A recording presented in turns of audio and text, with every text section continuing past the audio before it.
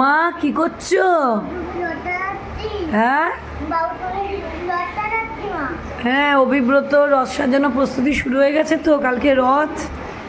এখন অভিব্রত রাতে ডিনার তাড়াতাড়ি কমপ্লিট করে বাবার সাথে বসে বসে রথ সাজাচ্ছে। এটা হচ্ছে অভিব্রতর আগের বারের রথ, মানে আগে 3 বছরও চালিয়েছে এই রথটা। এখন এই রথটা একটু পুরনো হয়ে গেছে তো, চাকাগুলোও ঢিলে হয়ে গেছে, তাই এটা আছে যেমন বাড়িতে থাক। আর অভিব্রতও বড় হয়ে গেছে, এটা যখন চালিয়েছিল তখনও হাঁটতেও পারতো না, কোলে কোলে আমরা ওকে নিয়ে রথ ছেড়েছিলাম। আর এখন এই বছর এইটাই যে ঘোড়াও একটু দেখাও রথটা সামনে। এই রথটা আজকে ওর বাবা রাত্রে সন্ধ্যাবেলা নিয়ে এলো। এই যে এখন ডেকোরেশনের কাজ চলছে, ওর বাবা করছে। এটা 3 তলা রথ। আমাদের জগন্নাথ মহাপ্রভুর সাথে আমাদের গোপালরাও তো নগর দর্শনে বেরোয়। আমাদের 2 গোপালই সারা বছর বাড়িতে থাকে, এই জন্য এই 2 দিন সোজা রথ আর উল্টো রথে গোপালরাও ভাইয়ের সাথে ঘুরতে বেরোয়, ভাই নিয়ে ওদেরকে ঘুরতে বেরোয়। তো সেই জন্য 2 গোপাল বসবে 2টো ফ্লোরে, আর একটা ফ্লোরে জগন্নাথ, বলরাম, সুভদ্রা 3 ভাই বোনে একসাথে বসবে। তো সেই জন্য একটু বড় সড়ো দেখেই রথ আনা হয়েছে।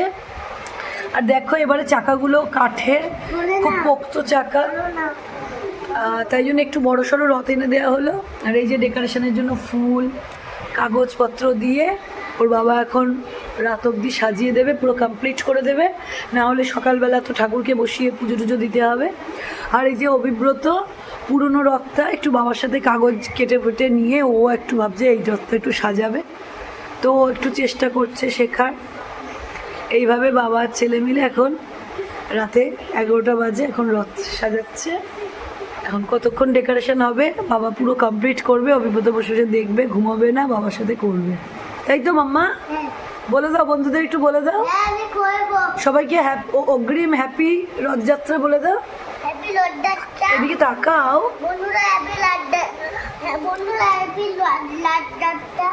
বলো। কালকে আমার জগন্নাথ দাদা রথে করে বেরোবে, আমার গোপাল দাদা রথে করে বেরোবে, বলো। গোপাল দাদা কালকে রথে করে বেরোবে। এই জন্য তোমরা কি করছো? কাট করছি, সাজাচ্ছি। হ্যাঁ, এগুলো ফুল দিয়ে ডেকোরেশন হবে, খুব সুন্দর লাগছে। এই কাগজগুলো হচ্ছে প্রজেক্টের কাগজ। হ্যাঁ, এগুলো হচ্ছে খুব ভালো দামি কোয়ালিটি প্রজেক্টের কাগজ। এগুলো ওই পাতলা কাগজ না, এগুলো বেশ পোক্ত কাগজ। আর রঙগুলো ভীষণ সুন্দর, ভীষণ সুন্দর, ডিপ। আর এর ওপরে হোয়াইট ফুলগুলো যাবে, খুব সুন্দর লাগবে। এর জন্য বাবা এইভাবেই সাজাচ্ছে। তো তোমাদের দেখাবো বন্ধুরা ফাইনাল পুরো রথটা সেজে উঠবে যখন পুরো। আর কালকে আমাদের প্রভু যখন কালকে রথে বেরোবে তখন তো অবশ্যই তোমাদের দেখাবো অভিব্রতর এবছরে 2025 রথযাত্রা।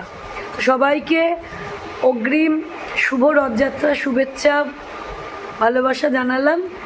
কালকে পুরীতে প্রভু জগন্নাথ 15 দিন পর সুস্থ হয়ে নগরে রাজপথে উনি বেরোবেন, তার পবিত্র পাবন রূপ সকল ভক্তদের দর্শন দেবেন।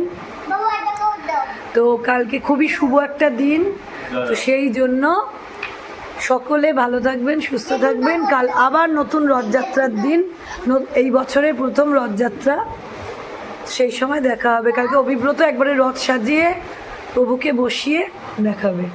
তো সব বন্ধুদেরকে শুভরাত্রি বলে দাও, বলে দাও বন্ধুরা শুভরাত্রি।